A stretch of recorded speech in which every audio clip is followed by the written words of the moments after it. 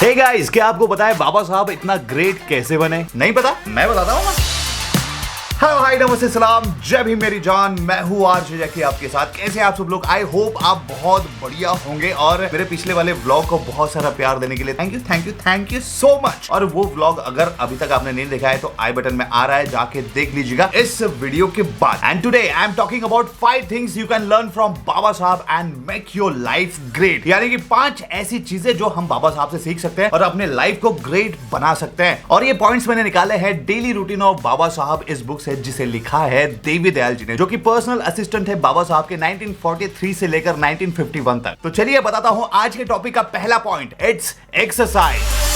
Daily routine of Baba Saheb इस book में देवी दयाल जी ने लिखा है कि बाबा साहब जब भी सुबह उठते थे और उठते ही फ्रेश होने के बाद योगा करते थे, एक्सरसाइज किया करते थे और इसी के साथ साथ वो अपने बेयर फुट से यानी कि नंगे पांव लॉन में चला करते थे 15 मिनट। बाबा साहब का मानना था कि अगर आप एक्सरसाइज करोगे तो आपका मूड फ्रेश रहेगा, तो आपको दिन भर एनर्जी मिलेगी काम करने की, और जब काम करोगे तो जिंदगी में आगे बढ़ोगे। दूसरा पॉइंट है time punctuality.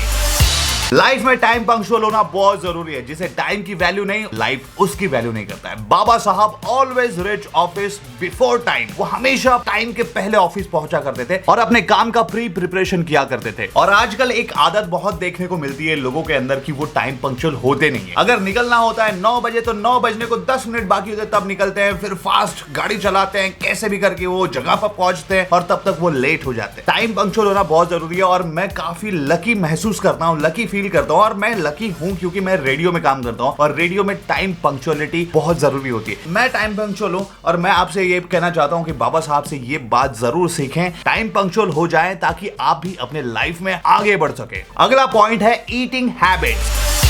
Daily routine of Baba Saheb इस बुक में देवी दयाल जी ने ये एक बात लिखी है कि बाबा साहब का जो ईटिंग हैबिट था बहुत ही ज्यादा नॉर्मल था। उनके खाने में हमेशा generally chapati, vegetables and fruits हुआ करते थे और बाबा साहब ओकेजनली मीट और राइस खाया करते थे। उन्होंने बुक में ये भी लिखा है कि बाबा साहब का मानना था कि आपका अगर पेट क्लियर रहेगा तो माइंड क्लियर रहेगा, माइंड क्लियर रहेगा तो आपकी काम की एफिशिएंसी बढ़ जाएगी, यानी कि आप एफिशिएंट हो जाओगे वो काम करने के लिए। तो जिंदगी में आगे बढ़ना है बाबा साहब जैसे, तो ईटिंग हैबिट पे जरा ध्यान दीजिए। बाहर का खाना खाने से थोड़ा सा बचिए, इसकी वजह से आप अपनी लाइफ को ग्रेट बना सकते हैं। 4th पॉइंट है reading and studying in the morning.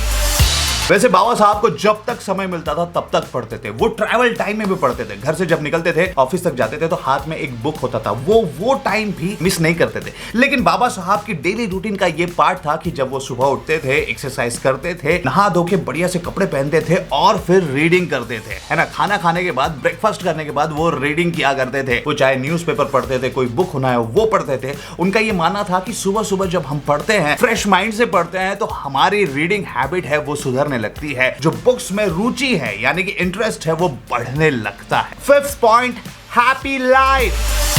जी हाँ, लाइफ को ग्रेट बनाना है तो लाइफ को हैप्पी बनाना पड़ेगा और इसलिए बाबा साहब कहते थे कि happy life is very very important. Baba Saheb का ये भी कहना था कि I am very very happy with my life और उन्होंने हैप्पी लाइफ के 3 फॉर्मूलेस बताए हैं जो कि मैं आपको बताना चाहता हूँ। पहला है गेनिंग नॉलेज, दूसरा है गुड कैरेक्टर और तीसरा है humble social interest. Happy life रखना बहुत सिंपल है। नॉलेज गेन करो, अपना कैरेक्टर अच्छा करो, आपको खुद अच्छा लगना चाहिए, मैं अच्छा इंसान हूं, मैं कोई बुरे काम नहीं करता हूं। और हम्बल सोशल इंटरेस्ट, आपको लोगों से हम्बल रहना पड़ेगा, लोगों से हम्बली बात करनी पड़ेगी। देखिए बाबा साहब जब किसी को डिनर पर बुलाते थे, इनवाइट करते थे तो बहुत हम्बल हुआ करते थे। उनके लिए वो खाना बनाया करते थे, उनसे बहुत हम्बल रहते थे, बहुत प्यार से बातें किया करते थे, इसलिए बाबा साहब बने। खैर ये बुक पढ़ने के बाद जो कि है डेली रूटीन ऑफ बाबा साहब बाय देवी दयाल, इससे मुझे ये पता चला कि बाबा साहब बहुत ही सिंपल व्यक्ति थे, बहुत ज्यादा सिंपल।